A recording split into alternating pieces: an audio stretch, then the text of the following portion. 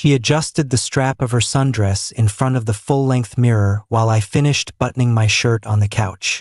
Sunlight poured through the open balcony doors of our beachfront condo, carrying the salt of the ocean and the faint music from the boardwalk below. It was Saturday evening, the night of the big summer luau her company was hosting for clients, and we'd spent the afternoon lounging by the pool like we always did when the weather turned perfect.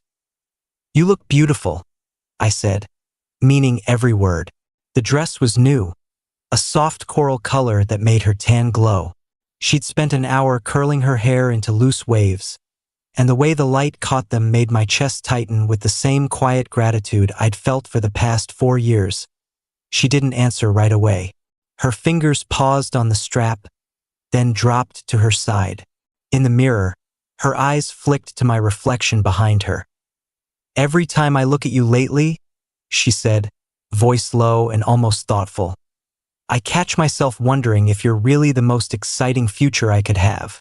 The words landed softly, the way a wave pulls back from the shore before you realize how far the water has gone.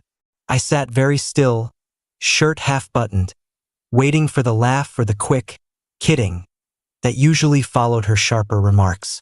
It didn't come. I swallowed. "What did you just say?"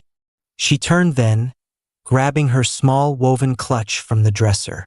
"You heard me. It's just something that crosses my mind sometimes. Don't turn it into a thing. We're going to be late." She walked past me toward the door, sandals clicking on the tile, leaving a trail of coconut sunscreen in the air. I stayed on the couch a moment longer, staring at the spot where she'd stood. The room felt suddenly larger, the ocean louder.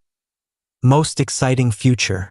4 years of shared rent, joint vacations, late-night talks about marriage and kids, and that was the quiet measurement she carried around in her head. Every time she looked at me, I stood up slowly, buttoned the rest of my shirt, and followed her out. The luau was held on the resort lawn overlooking the water. Tiki torches, live ukulele, trays of Mai Tais circulating among her colleagues and their wealthy clients. I smiled when introduced, shook hands, made small talk about real estate markets and surf conditions. Inside, everything had gone quiet.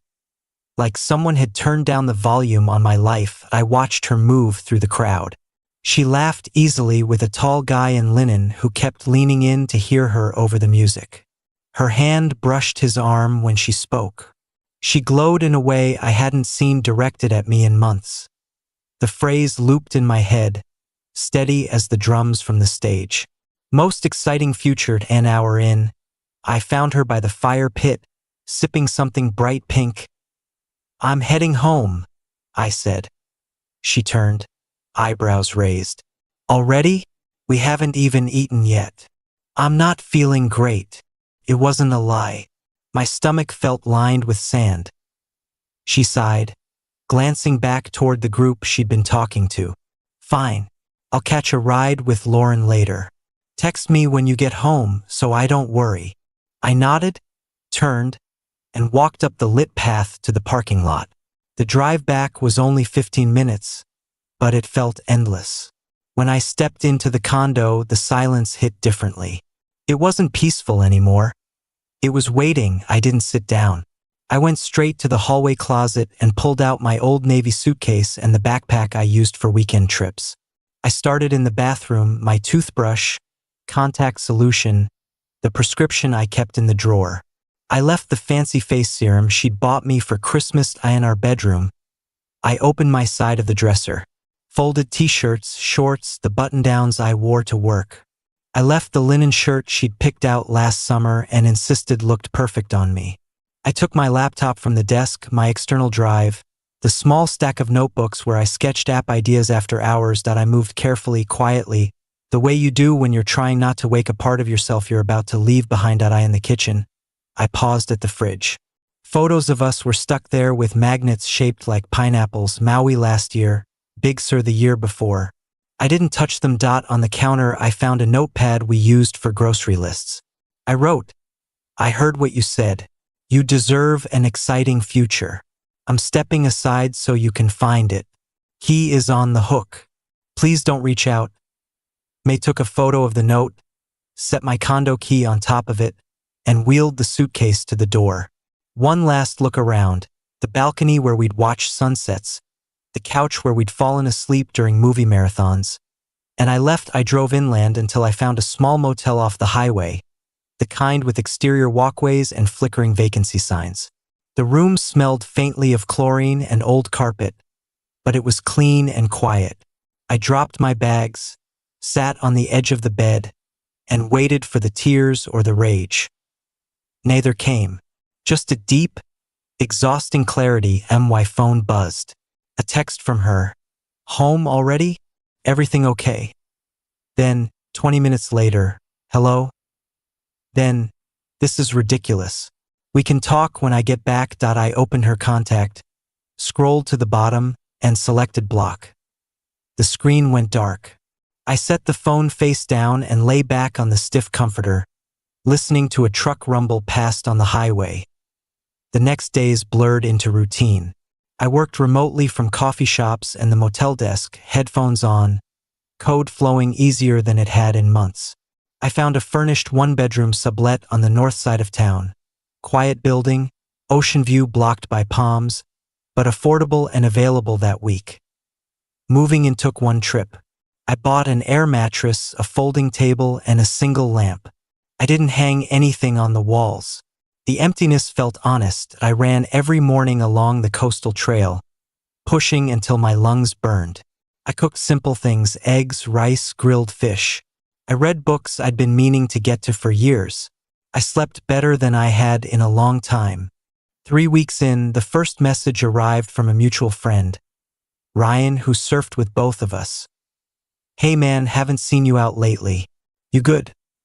I waited a day, then replied, doing well, just focusing on work and some personal projects.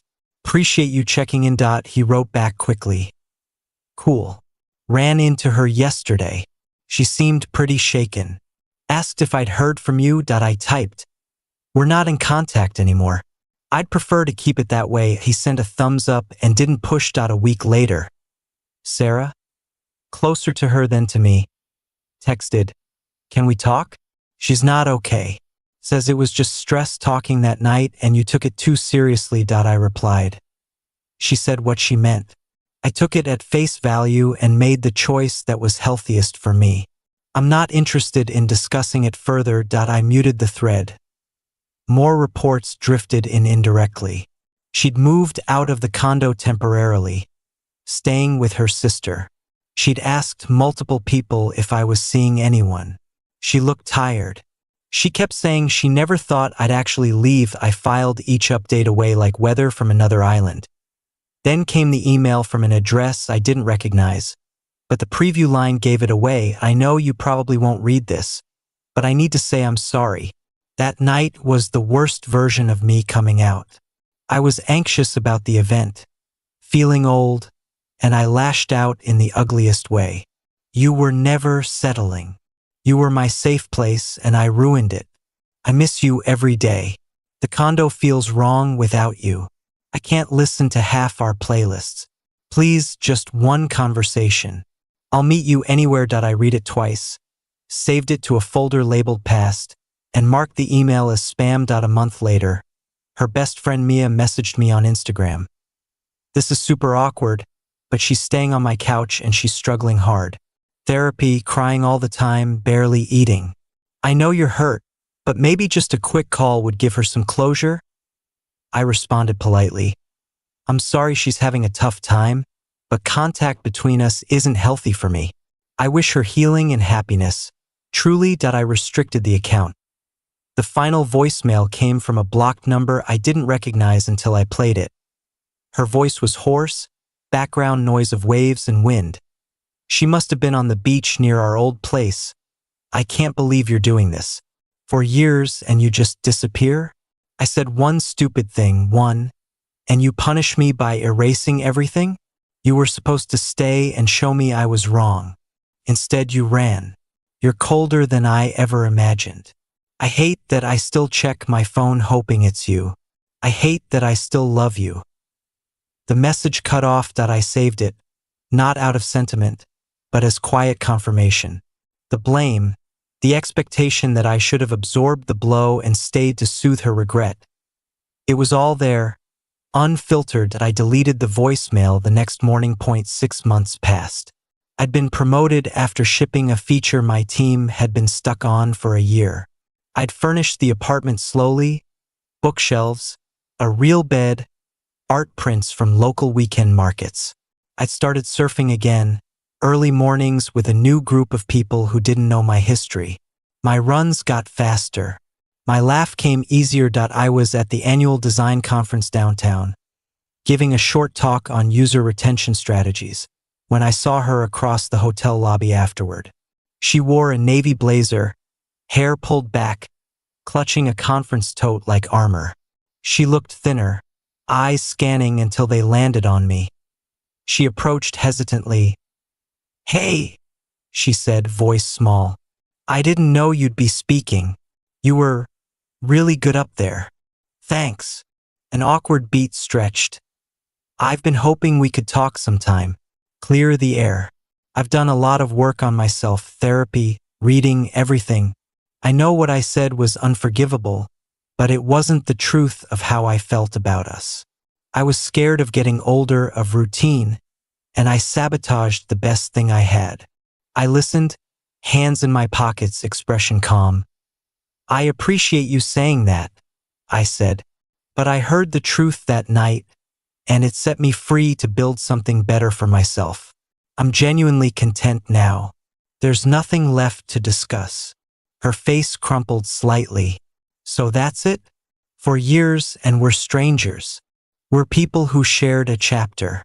That chapter ended. I'm grateful for the good parts, but I'm not going backward." She searched my face for cracks, for the man who once would have moved mountains to keep her happy. She didn't find him. "You really don't feel anything anymore?" she whispered. "I feel peace," I said, "and I'm protective of it." I glanced at my watch. "I've got a lunch meeting with my team. Take care of yourself." I walked away, weaving through the crowd of badges and laptops, toward the restaurant upstairs where my colleagues waited with congratulations and inside jokes. I didn't look back. Outside the tall windows, the city sparkled under midday sun. My phone buzzed with a new message from someone I'd met surfing last month, asking if I was free for dinner this weekend. And I smiled, typed yes, and slipped the phone into my pocket.